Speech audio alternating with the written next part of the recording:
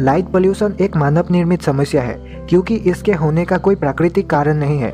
Lighting का बिना ज़रूरत के इस्तेमाल होना, व्हीकल लाइट्स की ज़रूरत ना होने पर भी प्रयोग करना, रात भर सड़कों पर जलने वाले स्ट्रीट लैंप और बढ़ती हुई पॉपुलेशन प्रकाश की प्रदूषण होने का मूल कारण है। ऐसी बहुत सारी पशु और पक्षी होते हैं जो सिर्फ रात में एक्टिव होते हैं। रात के अंधेरे के बिना उनका जीवन चक्र पूरा नहीं हो सकता। उल्लू, चमगादड़ जैसे जीव सिर्फ अंधेरे में ही जागते हैं। इसके अलावा कुछ कीड़े और मकोड़े भी रात के अंधेरे में ही निकलते हैं।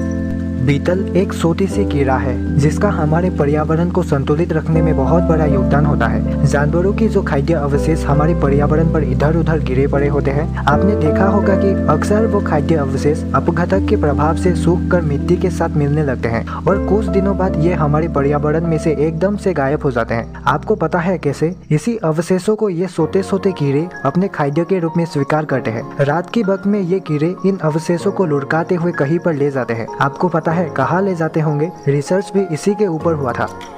दरअसल हाल ही में साउथ अफ्रीका के यूनिवर्सिटी ऑफ विटवाटरसलैंड में बीटल के ऊपर रिसर्च चलाया गया था। इससे पता चला है कि ये सूखे हुए अवशेषों को लुढ़काते लुढ़काते वहाँ पर ले जाते हैं जहाँ आने के लिए वो पहले से ही डिसाइड करके रखते हैं। इंटरेस्टिंग बात है ना कि किस तरह से एक छोटी सी कीड़े भी हमारे पर्यावरण की निरंतरता को बनाए रखने में अपना हाथ बताते हैं। अगर हम इनकी हिफाजत नहीं करेंगे तो या इंसान अकेले ही पर्यावरण की निरंतरता को संभाल सकेगा? सोच करके देखिए, अगर ये प्रजाति हमारे पर्यावरण से खत्म होने लगेंगे तो हमारा पूरा इकोसिस्टम ही गड़बड़ा जाएगा।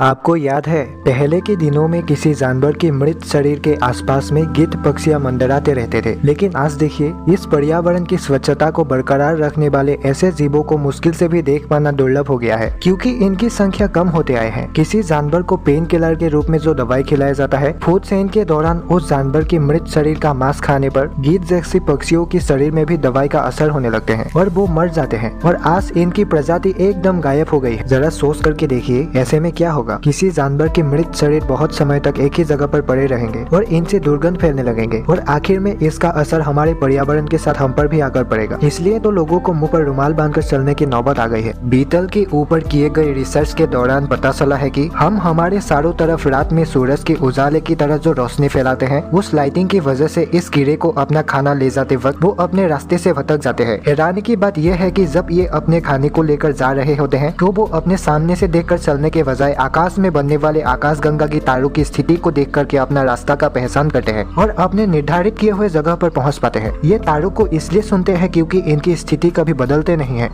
लेकिन रात में हम घर के अंदर बाहर जो जगमगा कर रखते हैं, उस लाइटिंग की वजह से इस कीड़े को ऊपर आसमान की तारों को पहचानने में भी दिक्कत हो जाती है, जिस वजह से ये अपने रास्ते से भटक जाते हैं और निर्धारित किए हुए संरक्षित स्थान पर नहीं पहुंच पाते।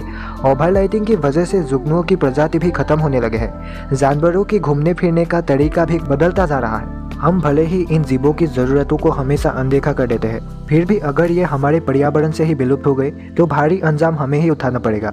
प्रकाश की प्रदूषण का ये एक बहुत बड़ा परिणाम है। जितनी तेज़ी से आर्टिफिशियल लाइट्स की इस्तेमाल बढ़ते जा रहे हैं, वो विकास नहीं पोल्यूशन है।